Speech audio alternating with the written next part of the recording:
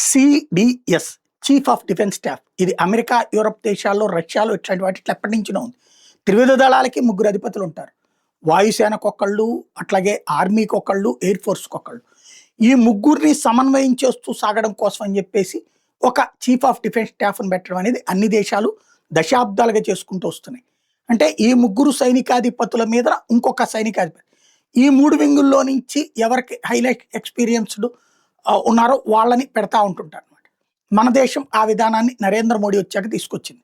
First అప్పట్లో దగ్గర నుంచి తీసుకుంటే ఇప్పటికి చౌహాన్ కావచ్చు, వీళ్ళందరూ నడుస్తున్నటువంటి పరిస్థితి.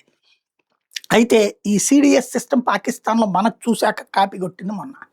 మనం వాళ్ళని చూసి కాపీ కొడితే ఇప్పుడు మనల్ని చూసి పాకిస్తాన్ కాపీ కొడుతోంది.